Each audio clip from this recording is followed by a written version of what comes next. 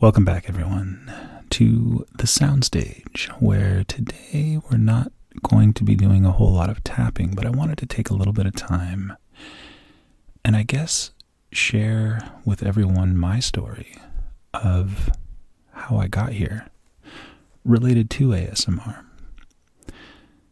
I think a lot of people today were initially exposed to ASMR through the videos that the many extremely talented content creators out there make, through the tapping and the soft-spoken and role plays and all of these different things. And that's cool, that's great, but I think there's also a pretty good portion of the population out there, much like myself, that experienced ASMR for the first time long before any of these videos were created, long before YouTube, for that matter, and not to date myself, but long before the World Wide Web as we know it exists today, where this information can just be shared from one person to the next across the globe, which that in and of itself is just simply amazing. But where it started for me was actually back in third grade in primary school. And every Wednesday, and it's funny that I remember that so vividly, but it was every Wednesday, the teacher would roll in a 32-inch TV on a big cart, and this TV would roll into the front of the room, and the teacher would put it on PBS, and we would watch a show called Drawman. And the show was just like what it sounds. It was a camera that was facing down on a large white canvas, and the entire program was a person's hand, and they would walk you through drawing fairly simplistic pictures. But a step at a time, they would say, start here at this point in your paper and draw a circle all the way around, and then a triangle from this point. And they would go through this whole process. And by the time you were done, you would have a picture of an animal or a house or something like that. And I remember so many times where I wouldn't even finish my picture because I would become so entranced by this individual that was drawing up on the screen. And all of a sudden I would start to feel, the tingling in the top of my scalp. Then it would start to go down the back of my neck, over my shoulders, down through the spine. All of these things that people now describe as ASMR, but at the time, it was, if you brought it up to anybody, it was probably just considered more weird than anything. And I also noticed that as time went on, any time that a teacher would come over to start to describe something to me or explain something, especially if they were pointing at a book or a piece of paper or some assignment that we were working on, I would start to get that same feeling, and as the years went on, I would notice other little things, like if I was watching a person next to me draw, or if someone was painting a picture. And then, as almost, I'm sure, everyone in the ASMR community knows this name, then I started noticing the joy of painting and the godfather of ASMR, Bob Ross.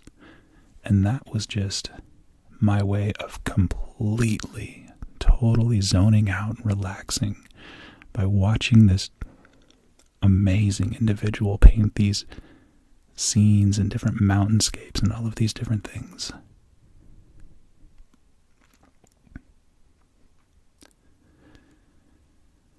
And it just kept going on from there. And I would notice later on, in kind of the late 80s, early 90s, there was a huge flux of infomercials on TV. And one in particular sticks in my mind. And it was a infomercial with this guy named Mike.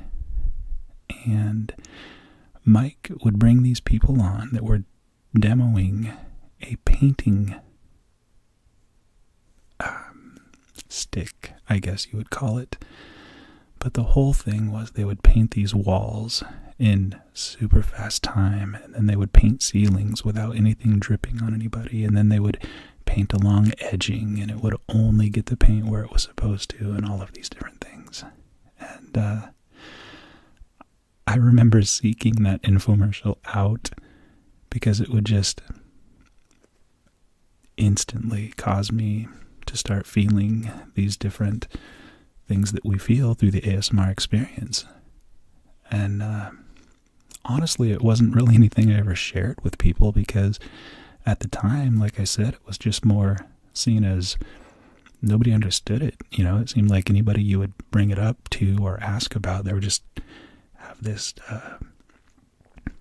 kind of judgy way, I guess, about them, where couldn't really find anyone that kind of experienced the same thing. And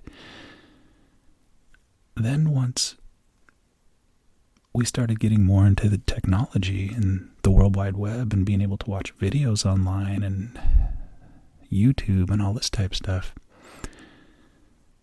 I then started looking for relaxation videos.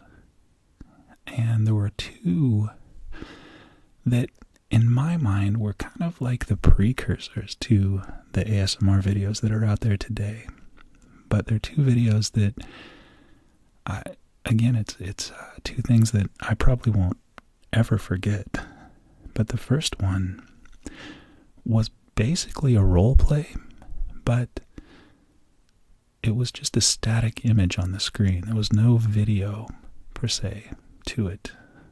And the role play was basically a clinic, and you were a patient that was going into this clinic, and then the treatment was basically a scalp treatment of some kind, and they would walk you through this process and tell you what was going to happen, and then led you from one room to the next, and then perform the first part of the treatment, and then you would go through this whole process, and then at the end they would give you a summary and tell you that you'll have to come back for a follow-up, and then the role play kind of ended at that point.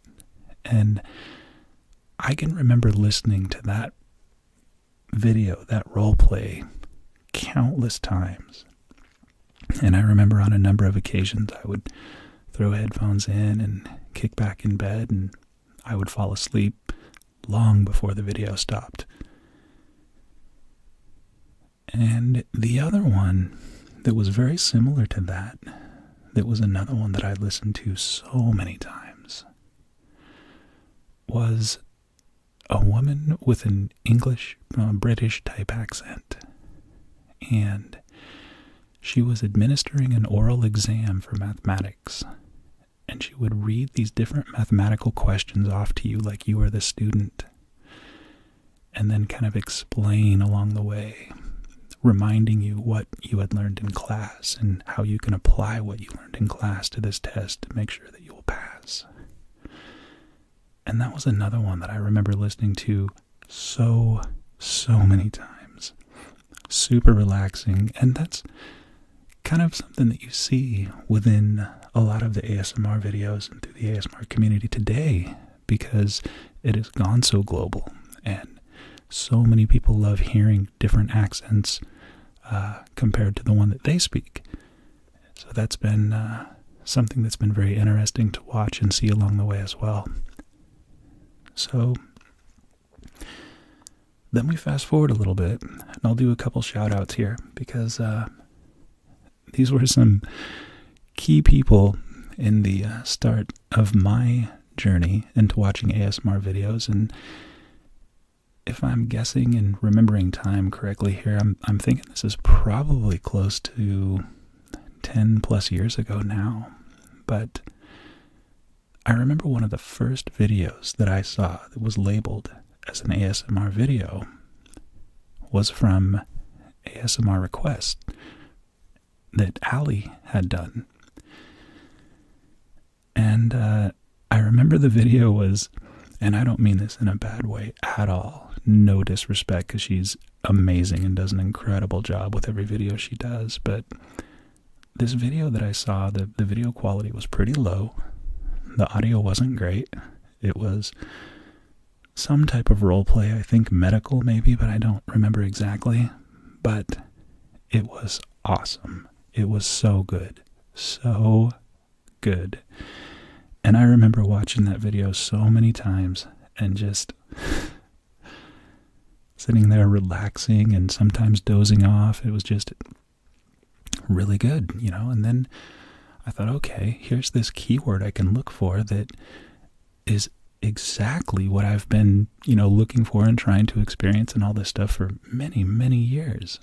And so I start searching for ASMR, and one of the first people again that I saw was Maria through Gentle Whispering, who is like the queen of ASMR out there now, I'm thinking, pretty much.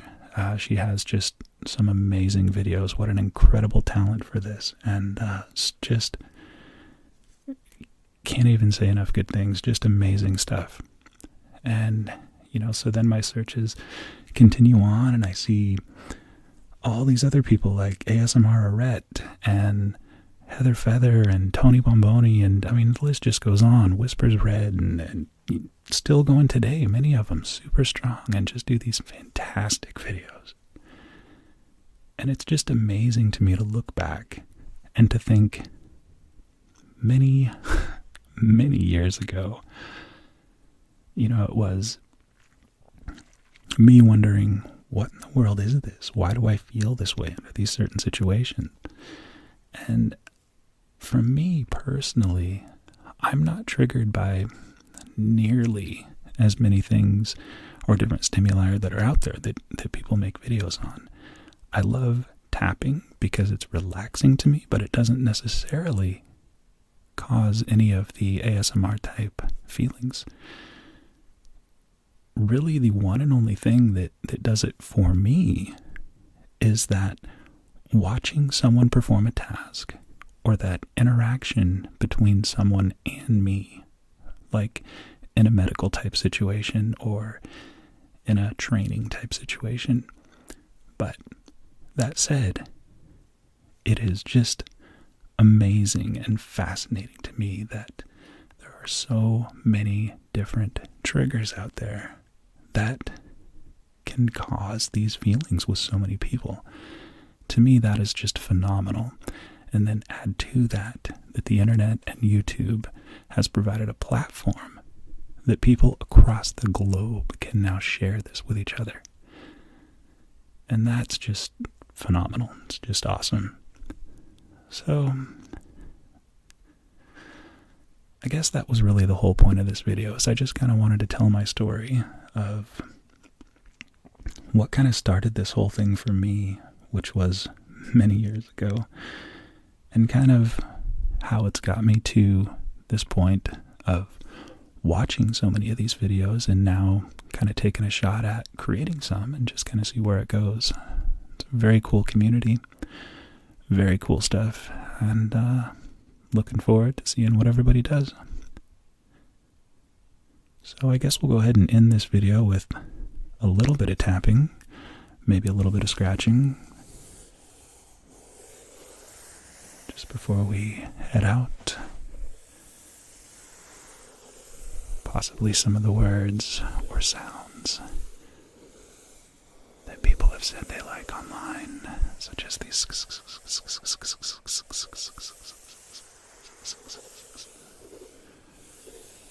I recently saw a video where someone said a trigger word was kitten, kitten, kitten, kitten, kitten, kitten, kitten, kitten, kitten, kitten, kitten, kitten, kitten, kitten.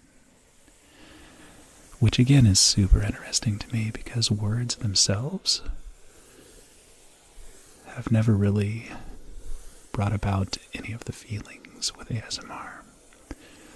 Soft speaking has never really triggered ASMR for me either. But the fact that it does for other people, super cool.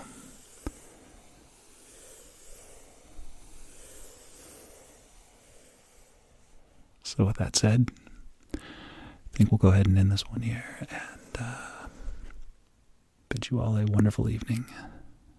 Thanks for stopping by.